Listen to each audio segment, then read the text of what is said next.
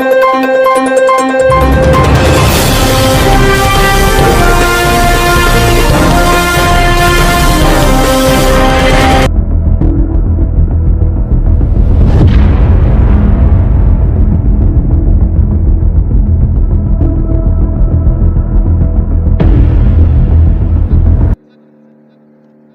भराव की समस्याओं के बारे में ये कहना चाहूँगी कि अगर हम विजयी रहते हैं तो इस सबसे पहले मैं इसी विषय पर काम करूँगी। नमस्कार, आपका साथी प्रवीण चोपड़ा बोल रहा हूं मैं, और आप देख रहे हैं बहादुरगढ़ की आवाज़ न्यूज़ चैनल। जैसे कि आज वार्ड नंबर 7 ब्लॉक समिति के जो सदस्य उम्मीदवार हैं, जो वो गांव का डोर टू डोर दौरा कर रहे हैं। यहाँ से प्रेमलता जी जो है वार्ड 7 से जो है अपने चुनावी क्षेत्र में उतरी हुई हैं, और कल मुकंदपुर, कानोंदा और खैरपुर का जो आज जिन्होंने आज दौरा किया है, आप तस्वीरों के माध्यम से भी देख सकते हैं कि गांव का कितना बुरा हाल है।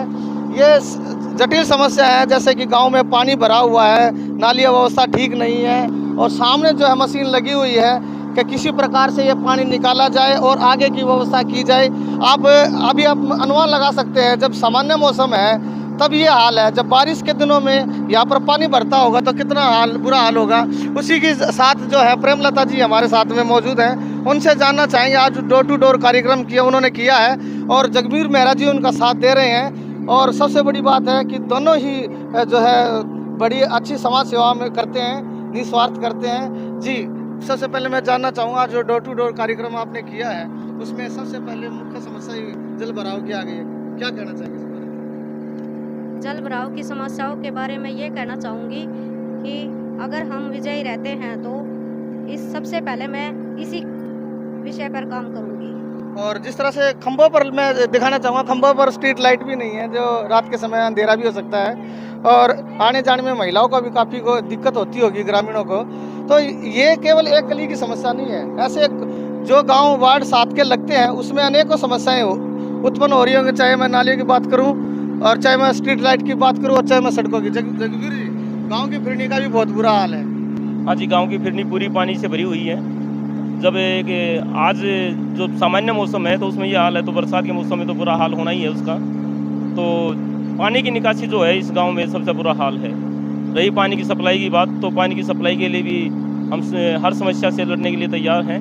हमें जन सहयोग मिला तो जनता की सभी विषयों के जो प्रॉब्लम है उनको हम सामान्य करने की कोशिश करेंगे। शिक्षा की करें तो क्या गांव में किस तरह के स्कूल हैं? जैसे शिक्षा की बात करते हैं तो यहाँ पे 8वीं तक का स्कूल था, लेकिन अभी जैसे चिराग योजना के तहत उसको बंद करने की नौबत आई हुई है।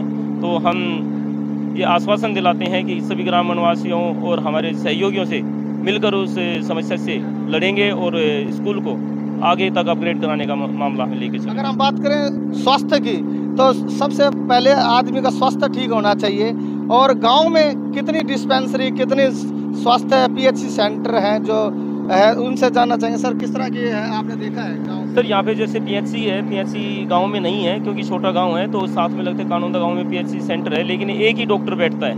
यहाँ तक कि कई बार समस्या ऐसी होती है कि रात को जैसे प्रेगनेंसी की हालत में लोग जाते हैं तो बाहर का दरवाज़ा बंद होने के कारण अंदर तक भी नहीं पहुँच पाते, और दरवाजे की सुविधा करने जा रहे हैं अगर आप जीतते हैं?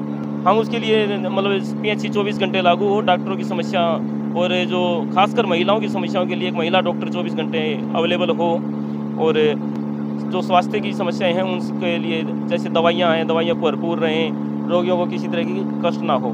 जी, क्या अपील करना चाहती है प्रेमलता जी? मैं यही अपील करना चाहती हूँ मुकुंदपुर, खैरपुर और कानोंदा गाँव वासियों से कि मुझे ज़्यादा से ज़्यादा वोट देकर विजयी बनाइए। और आज हमने बात करी वार्ड 7 उम्मीदवार ब्लॉक समिति से, और उन्होंने कहा कि अगर वार्ड की जो लोग मुझे वोट देते हैं और मुझे विजयी बनाते हैं तो मैं शिक्षा, स्वास्थ्य, स्ट्रीट लाइट, पानी की जल भराव की समस्या, पानी आता गंदा पानी, उसकी समस्या को मैं दूर कराऊंगी।